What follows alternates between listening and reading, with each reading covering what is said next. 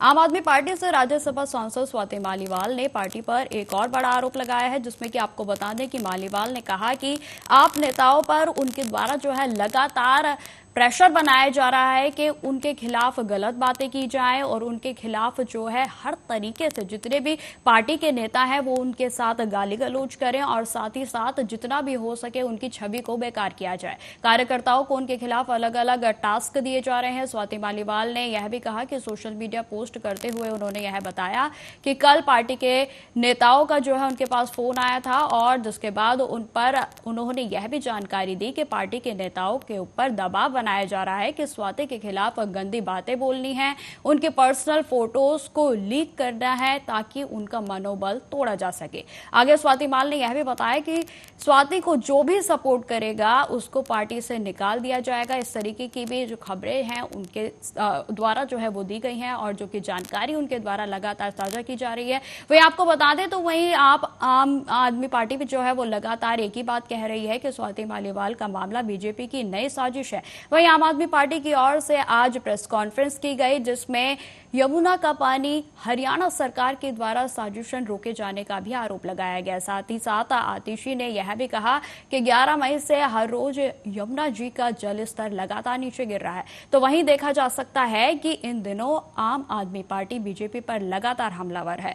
तो वहीं आपको यह भी बताते चले कि इस रेस में कांग्रेस भी पीछे नहीं है। कांग्रेस पार्टी की ओर से भी बीजेपी पर कई तरीके के आरोप लगाए जा रहे हैं और फिर चाहे वह राहुल गांधी हो या फिर कन्हैया कुमार, हर कोई जो है बीजेपी को घेरने में लगा है। इसी चर्चा को आगे बढ़ाते हुए हम आपको सबसे पहले दिखाते हैं कि आम आदमी पार्टी की ओर से बीते कुछ दिनों में क्या क्या प्रतिक्रियाएं जो है वो दी गई हैं।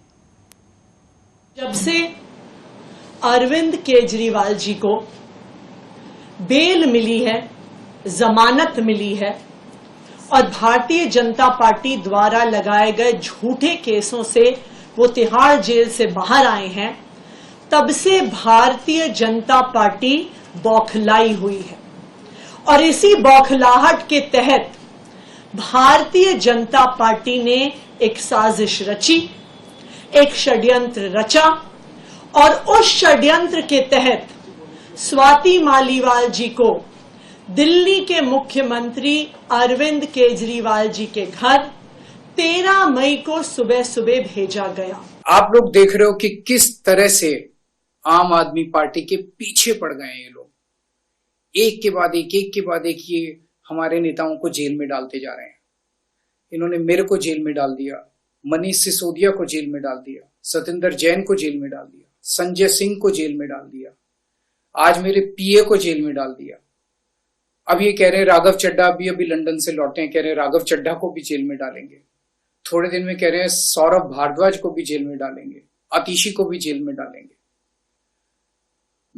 मैं ये सोच रहा था कि ये हम सब लोगों को जेल में क्यों डालना चाहते। भारतीय जनता पार्टी ने 25 तारीख की वोटिंग से पहले एक नया षड्यंत्र रचा है आम आदमी पार्टी को टारगेट करने के लिए, दिल्ली के लोगों को परेशान करने के लिए।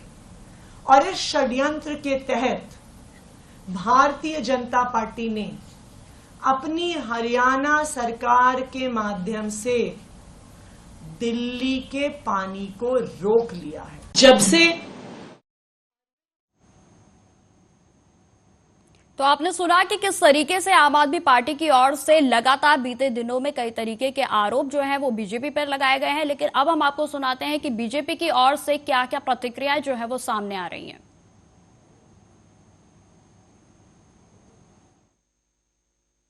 और जो आपके 10-11 मेंबर ऑफ पार्लियामेंट हैं, जिसमें ज्यादातर राज्यसभा में हैं, उसमें से अधिकांश तो ऐसे जो आपसे कभी मिलने की उनको जरूरत नहीं, वो कोई आपसे कोई चीज समय मांगने के लिए आएंगे ही नहीं, क्योंकि उन लोगों ने आपकी पार्टी में इतना योगदान किया है, इतना योगदान किया है, इतना योगदान किया है कि तय करना मुश्किल हो जाता है कि योग ज्यादा या दान ज्यादा है।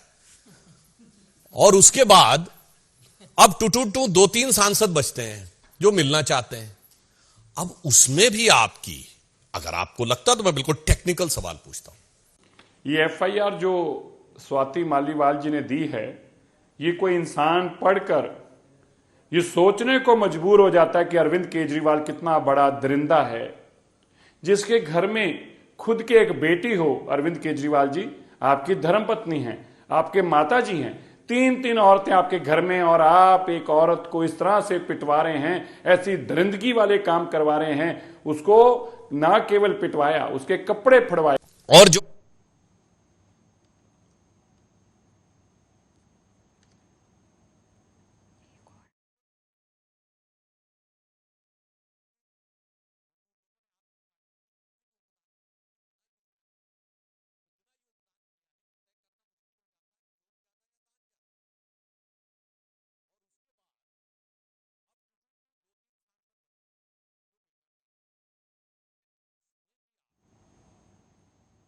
तो ये तो थी बीजेपी पार्टी की ओर से प्रतिक्रिया। हमने आपको आम आदमी पार्टी और की ओर से भी दिखाई। अब हम आपको दिखाते हैं कि कांग्रेस का इस मुद्दे पर क्या कहना है। कांग्रेस भी लगातार बीजेपी को घेरने में लगी है और जिसमें कन्हैया कुमार की प्रतिक्रिया सामने आई, ये सुनिए।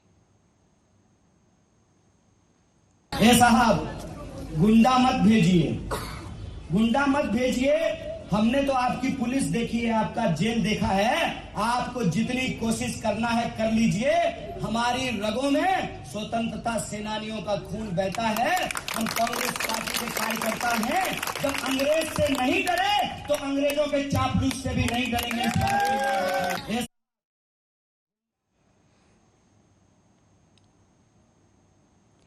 तो इसी मुद्दे पर आगे चर्चा को बढ़ाते हुए हम आपका स्वागत करते हैं आलोक वत्स का, जो कि बीजेपी से हमारे साथ जुड़ चुके हैं, और साथ ही साथ छवि राज जी हमारे साथ जुड़ चुके हैं जो कि कांग्रेस से हैं। आप दोनों का बहुत बहुत स्वागत है सर आर्या न्यूज पर।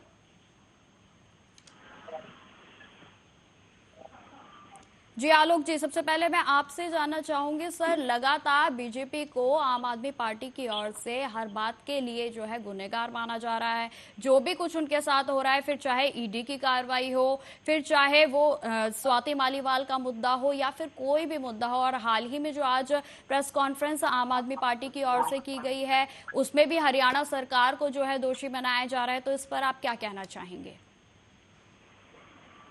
देखिए निकिता जी, एक हिंदी में कहावत है, इल्ली खंबाने से,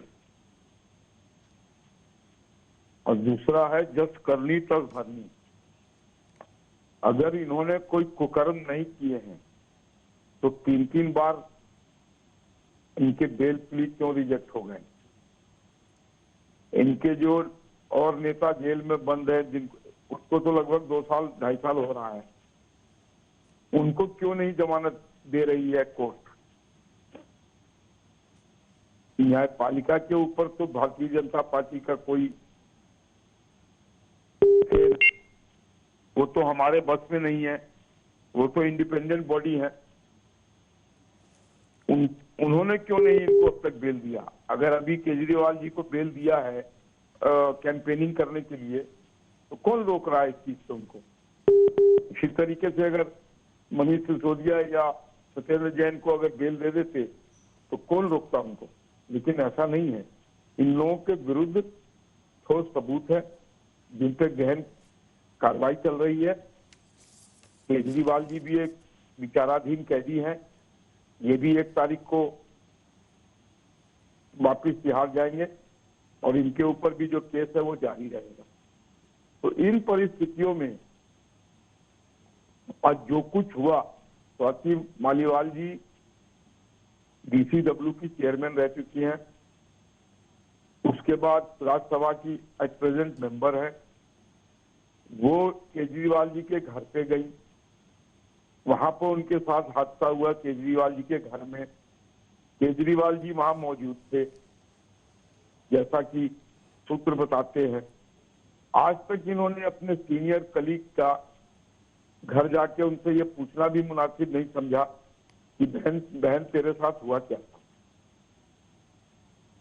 बल्कि उनका बयान आया है कि उनको धमकियां दी जा रही हैं और उनके ऊपर प्रेशर बनाया जा रहा है। उन्होंने जो आज स्टेटमेंट रिलीज किया है, क्या कारण था जो उनके ऊपर विभव कुमार ने अटैक किया या जो कुछ भी उनके साथ बदसलूकी किया, जिसकी पुष्टि संजय सिंह ने की थी। बाद में वो भी अपने बयान से परत करते नजर आ रहे हैं। तो देखिए, इनका मुखौटा शुचिता का, संस्कार का, सच्चाई का ये उतर चुका है और अब इनको अपने किए गए कारनामों का फल भुगतना होगा। सर, कांग्रेस भी लगातार जो है बीजेपी को घेरती रहती है। कांग्रेस का भी लगातार ये कहना है कि बेरोजगारी की बात हो तो भारतीय जनता पार्टी जिम्मेवार है, और बाकी कोई बात हो, जनता से धोखे की बात हो तो भारतीय जनता पार्टी जिम्मेवार है। देखिए निकिता जी, कांग्रेस अपने सर्वाइवल के लिए लड़ रही है। कांग्रेस मरणासन हो गई थी। 40-44 सीट पर नेशनल पार्टी आके सिमट जाए, इसके शीर्ष के नेता सब चुनाव हार जाए, इनके यहाँ के शीर्ष के नेता छोड़ छोड़ के दूसरे दलों में चले जाएं, इस सबसे कांग्रेस पूरी तरीके से खोखला हो चुकी। अब वो अपने हाथ पांव मार रही है सरकार बनाने के लिए नहीं, लोगों को बताने के लिए कि कांग्रेस जितना है, कांग्रेस मरी नहीं। सरकार तो जो 393 प्लस 49 सीटों पर जो चुनाव हुआ है उसमें ऑलरेडी हम सरकार बना चुके हैं। हमारे माननीय गृह मंत्री ने कहा कि 310 का आंकड़ा हम उसी में छू चुके हैं। तो अब तो छठे और सातवें चरण में हम कितना लीड ले सकते हैं, हम इसकी लड़ाई लड़ रहे हैं। जी छविराज जी, जिस तरीके से सर ने कहा कि कांग्रेस जो है अपने सर्वाइवल के लिए जो है लड़ रही है, क्या कहेंगे आप?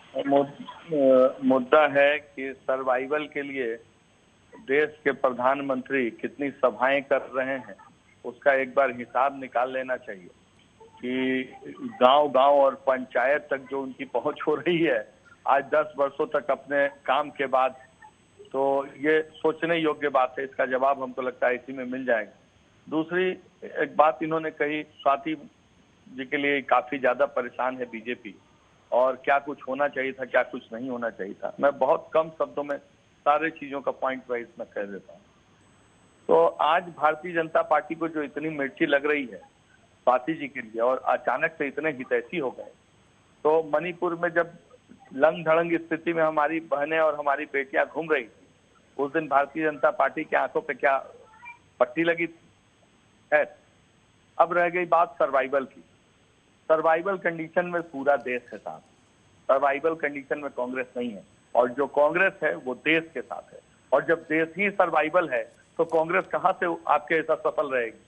झूठ बोलना, जुमलों का प्रचार करना, सर्वाइवल कहते हैं आप इसको, और उसमें आप राज करते हैं। बहुत सारे गांव को केंद्र में जब सरकार बनी भारतीय जनता पार्टी की, तो बहुत सारे गांवों को उन्होंने गोद दिया था सांसदों को। एक लाइन में मैं पूछना चाहता हूं कि वो माएँ कहाँ गईं? वो माँ जो सांसद बनने गए थे उन गांव का क्या हाल है? वहां सर्वाइवल क्यों नहीं एक बार चेक कर लेते हैं कि स्थितियां क्या है। मरणासन की बात आपने कहा, मरणासन की स्थिति तो आज जिन लोगों ने वैक्सीन लिया है, मुझे डर लगता है कि आपसे बात करते करते मैं रहूं या ना रहूं। तो स्थितियां तो यहाँ आकर के उत्पन्न है। और रह गई बात कि पूरे देश में आप हर वक्त जो एक भारतीय जनता पार्टी ने एक शब्द चुन लिया है, कुछ भी करो कांग्रेस जिम्मेवार, कुछ भी करो कांग्रेस जिम्मेवार। भाई साहब, ये 10 साल से जो एकदम ख्याति प्राप्त हमारे प्रधानमंत्री हैं नरेंद्र भाई मोदी जी, तो इनके किए हुए कार्यकलापों पे आप वोट क्यों नहीं मांग रहे हैं? आज क्यों जनता को ब्लैकमेल कर रहे हैं कि कांग्रेस ये कर दी, कांग्रेस वो कर दी, कांग्रेस आएगी तो ऐसा कर देगी, कांग्रेस जाएगी तो वैसा कर देगी। स्वाति महिवाल आपके लिए एक मुद्दा बनता है। आज मैं जानना चाहता हूं कि अपने किए हुए कार्यकलापों में आपका वोट मांगना क्यों मुश्किल हो गया? जनता आज क्यों आपको गांव गांव से भगा रही है? जिन गांव की जनता को आपने माँ के तरीके से बन के गोद लिया था, आज वही गांव की जनता क्यों बेलल्ला मान रही है अपने आप को? क्यों अपने आप? जी छविराज जी, जिस तरीके से अभी आपने कहा कि जो भी कुछ होता है उसके लिए बीजेपी कांग्रेस को जिम्मेवार बना देती है, तो वहीं अगर अब बात की जाए कन्हैया कुमार पर जो हमला हुआ, जो उनके सभा के दौरान जो उनके ऊपर हमला हुआ था, उसके लिए भी तो बीजेपी को जिम्मेवार उनकी ओर से ठहराया गया। उन्होंने कहा कि ये जो हमला हुआ है ये तिवारी जी ने, यानी मनोज तिवारी ने जो है उनके ऊपर करवाया है। उसका जवाब तो हमारे बड़े भाई ने दिया ही है। कि सियानी बिल्ली खंबा नोचे। इन्होंने तो कहावत पहले लाइन में शुरू की है। तो अब बताइए कि कन्हैया के आने से किसका जो है दिन बहुराने वाला है, किसका दिन खराब होने वाला है, और किसको उनके आने से तबाही है। रह गई बात मंगरुआ बीमार बा, मम्मी से पूछा जरा का हालचाल बा। तो इस टाइप के गानों के बाद जो अब अस्तर है कि बेबी बियर पी के, तो उनसे और आप किस बात की उम्मीद लगा सकते हैं। तो इस तरह की घटना अगर आरोप वहां का कैंडिडेट ये लगाता है कि मेरे ऊपर जो भी हुआ है या हमला हुआ है इस तरीके के लोगों ने कराया है, तो इसमें आपत्ति फिर क्या है। आराम से आप मान सकते हैं। आखिर उनकी पृष्ठभूमि जो रही है वो अश्लीलता परोसने की रही है, यानी तो फिर कि इसमें आज कौन सा आश्चर्य है। यानी कि सर आप कह रहे हैं कि बीजेपी जो है वो घबरा रही है अब। बिल्कुल घबरा रही है। भाई साहब के पहले जुबान पे था कि सियाही बिल्ली खंबा नोचे, तो आज यानी जो कि खंबा सर ये बिहार सब की- बौखलाहट का रिएक्शन है। तो सर आलोक जी आप क्या कहना चाहेंगे। सर कह रहे हैं कि ये बौखलाहट का नतीजा है जिसकी वजह से बीजेपी की ओर से इस तरीके के जो बातें हैं वो सामने आ रही हैं और ये सब चीजें जो हैं वो हो रही हैं।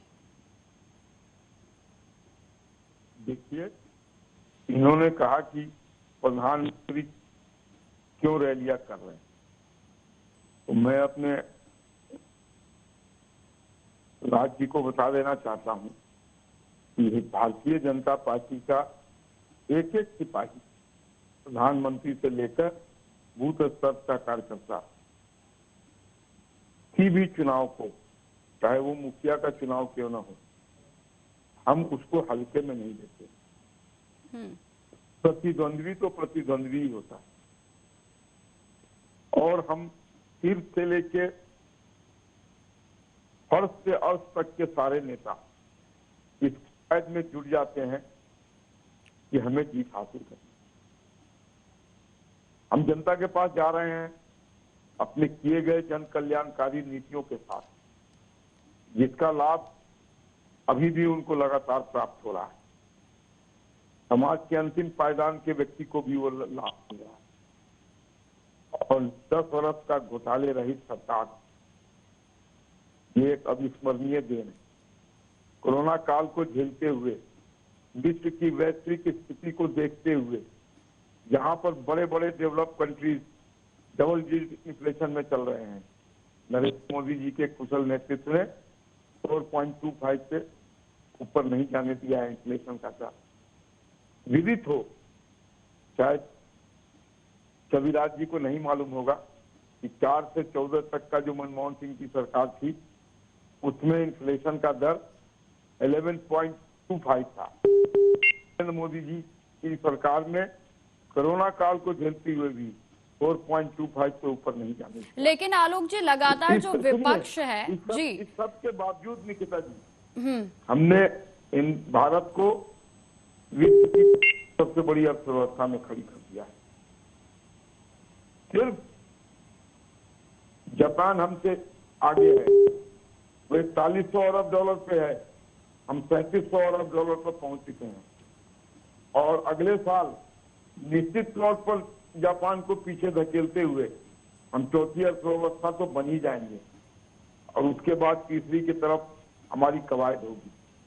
तो इतनी विश्व में हमारा डंका बज रहा है, विश्व पटल में। हमारे प्रधानमंत्री मोदी जी को विश्व के शीर्ष नेताओं में गिनती हो रही है। ये सारी चीज, लेकिन सर अगर बात की जाए तो विपक्ष जो है लगातार एक अहम मुद्दा है बेरोजगारी, जिसको लेकर लगातार बीजेपी पर हमलावर रहता है। देखिए, विपक्ष बेरोजगारी को सिर्फ सरकारी नौकरी से आंकता है। हम सरकारी नौकरी से नहीं आंकते। हमने एमएसएमई के तहत करोड़ों लोगों को स्वतः रोजगार योजना रोजगार करने के लिए मुद्रा लोन दिलवाया और उनको प्रेरित किया। खेली पटरी वालों तक को भी सबल बनाने के लिए हमने 50-50 हजार रुपए दिए का लोन उनको दिया। उसके अलावा हमारे विभिन्न पीएसयूज में लगातार नौकरियों की भर्ती हो रही है। प्राइवेट पीएसयूज में लगातार नौकरियों में भर्ती हो रही है, आईटीज में भर्ती हो रही है। तो ये कृषि क्षेत्र में जो भी परिवर्तन आए हैं उसके तहत वहां पर भर्तियां चल रही हैं। जी छविराज जी, आप क्या कहना चाहेंगे? जिस तरीके से सर कह रहे हैं कि प्राइवेटाइजेशन होने से भी लोगों को रोजगार तो मिल ही रहा है।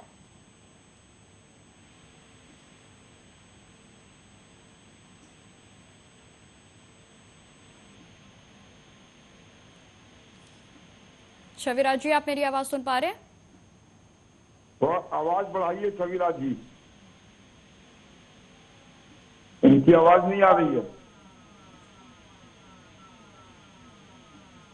तो छविराज जी की जो है आवाज हम तक नहीं पहुंच पा रही हेलो, है। आवाज आ रही है?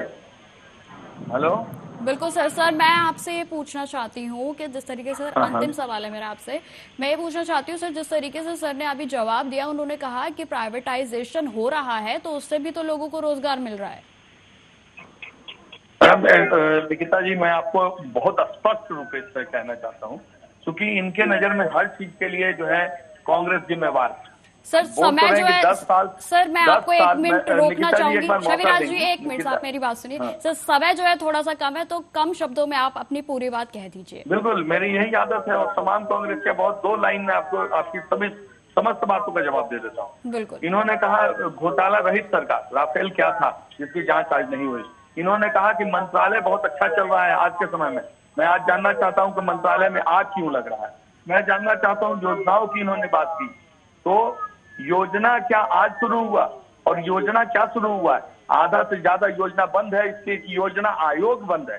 मैं पॉइंट वाइज इनकी सभी बातों का जवाब दूं। वैक्सीनेशन पे इन्होंने बात की है। वैक्सीनेशन में क्या इलाहाबाद और जो कानपुर में जो गंगा नदियों में जो लाश बह रही थी वो किस चीज का जवाब था? अब रह गई बात अर्थव्यवस्था की, तो अर्थव्यवस्था में मैं जानना चाहता हूं कि क्या कुछ करोड़पतियों को बना देना अर्थव्यवस्था है?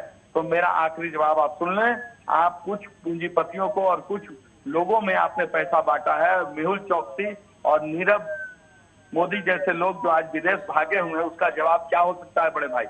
तीसरी बात आप ले लीजिए, 4 जून खटाखट खटाखट खटाखट, जवाब सब कुछ है और जनता अपनी वोट जो है ईवीएम में दर्ज करा रही है।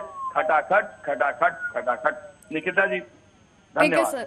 ठीक है सर। छविराज जी और आलोक जी, आप दोनों का बहुत बहुत धन्यवाद हमारे साथ बातचीत करने के लिए। तो फिलहाल इस बुलेटिन में इतना ही। देश दुनिया की तमाम खबरों की जानकारी के लिए बने रहें हमारे साथ। नमस्कार।